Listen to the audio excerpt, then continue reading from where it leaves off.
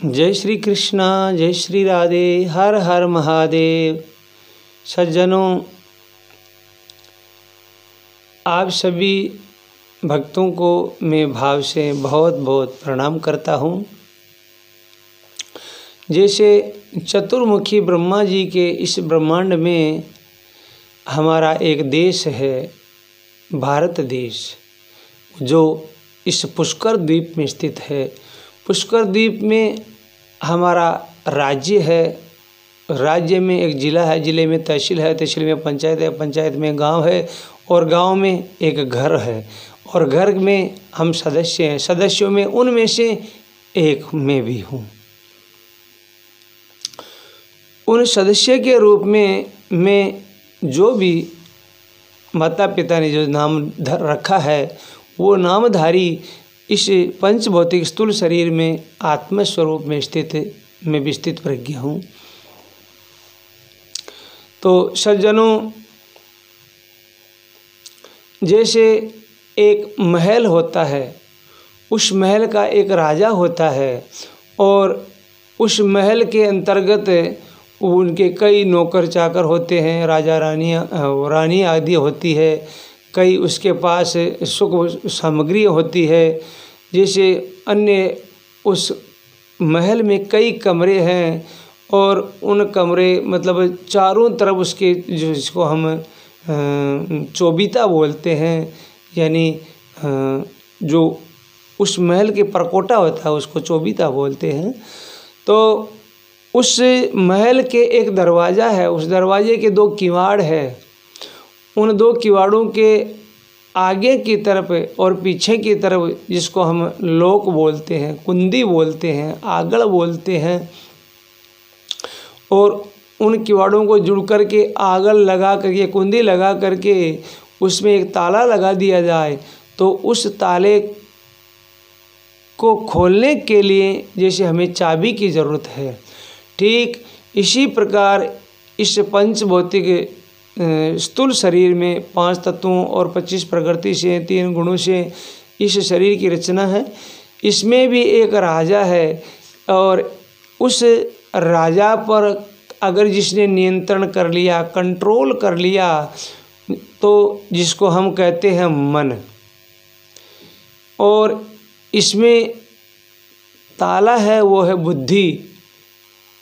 बुद्धि को अगर बुद्धि के कहने से मन चलता है, तो इस बुद्धि को सही मार्ग पर चलाने के लिए हमें किसी तत्ववेता महापुरुष के शब्द रूपी चाबी की ज़रूरत है। जैसे एक भर्तृहरि महाराज का प्रसंग आता है। भर्तृहरि जी को जब गोरखनाथ जी के कहने से वैराग्य हुआ, तब वो एक बाज़ार से होकर के गुजरे। उस बाज़ार में एक मिठाई की दुकान दिखाई दी।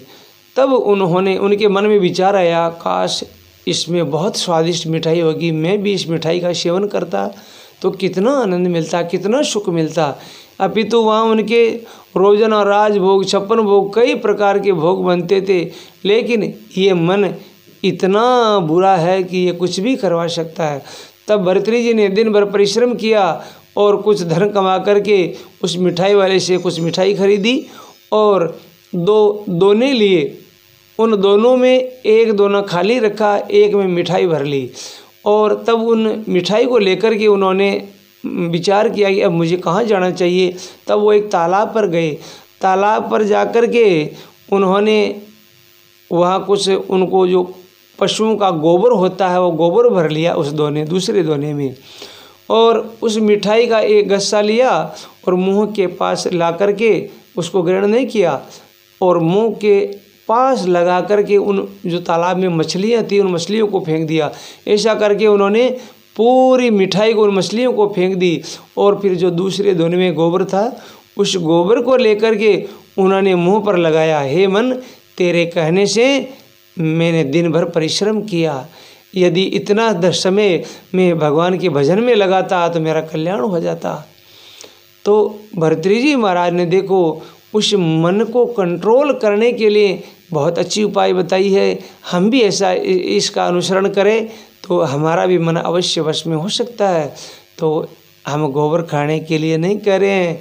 ये संसार का जो भोग पदार्थ है ये गोबर की तरह है। और अब कोई पीवे रामरस प्यासा, जो इस भगवान के नाम रूपी अमृत को पीने से प्यास ही मिटेगी, बढ़ेगी, खूब बढ़ेगी। और मैं तो कहता हूँ प्रति पल एक श्वास भी खाली मत जाने दो। जैसे एक पशु होता है, उसको अगर हम जो रस्सी हो, सांकल हो, उससे बांध दिया जाए और वो उसको तोड़ करके मान लीजिए किसी के खेत में चर जाए, किसी फसल का वो नुकसान कर दे और हम उसको वापस ला करके बांध दें, बांधने के बाद में फिर वो उसको मान लीजिए सूखा चारा डालेंगे तो वो नहीं खाएगा, क्योंकि वो सूना चर के आया है। इसी प्रकार हमारे मन को अगर हमने सूना छोड़ दिया तो ये भगवान के भजन में, चिंतन में नहीं लगेगा।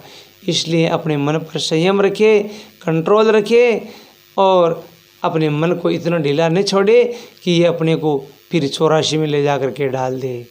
तो सज्जनों, मेरी आपसे प्रार्थना है आप इस बारे में ज़रूर विचार करें, मन को इतना ढीला न छोड़े जिससे कि हमारी बहुत बुरी दुर्गति हो, हमें नरक की यातना भोगनी पड़े। मन के हारे हार है, मन के जीते जीत, मन मिलावे राम से मन ही करे फजीत। एक मन ही ऐसा है जो हमको परमात्मा से मिला सकता है और एक वही मन है जो हमें नरक में ले जा करके भयंकर यातना दिला सकता है। मन गया तो सब गया, गया सिर का मोड़, बींद कुआं में जाए पड़े, जान जावे किस ठोड़। जैसे बारात होती है, बारात में एक दूल्हा होता है, इसी प्रकार हमारे शरीर में भी कई चीज़ें हैं। जैसे इन सब का दूल्हा है मन। यदि मान लीजिए मन गया तो कुछ भी नहीं रहा, सब कुछ गया, क्योंकि मन के पीछे हैं। जैसे इंजन के पीछे जहाँ इंजन जाएगा वहीं डिब्बे जाएंगे, इसी प्रकार मन जाएगा तो इंद्रियां अवश्य जाएगी। इसलिए मन को आप इतना संयम में रखें कि पग पग पर, जैसे कई बार बुरा न माने कोई भी आपको सुंदर वस्तु दिखाई दी और मन वहीं चला गया, काश हमारे पास भी ये सुंदर वस्तु होती। तो मेरी आपसे प्रार्थना है, आपको जो सुंदर लगे उस पर विचार मत कीजिए। अरे भगवान से सुंदर कौन होगा, क्या रखा है इस 8 मास के पुतले में जिससे हमको इसमें सुख की आशा हो। अगर सुख चाहते हो, जैसे हम धन कमाते हैं किसके लिए, सुख के लिए, लेकिन वास्तविक सुख कहाँ है, वास्तविक धन क्या है। कबीरा सब जग निर्धना धनवंता नी कोई, धनवंता वही जानिए जग राम नाम धन होय। इसलिए भगवत नाम रूपी धन जिसने कमा लिया, भगवान के नाम का खूब स्मरण कीजिए, खूब जप कीजिए, कीर्तन कीजिए, जिससे मन आपको नरक में नहीं भगवान की धाम में ले जाएगा। और सज्जनों, इस बारे पर ज़रूर विचार कीजिए। यदि आपको हमारे विचार अच्छे लगे हो, हमारा कुछ नहीं है, सब गुरुदेव की वाणी है, वेद की वाणी है, भगवान की वाणी है। मैंने भी गुरुओं से सुना है, गुरुदेवों से सुना है, संतों से सुना है।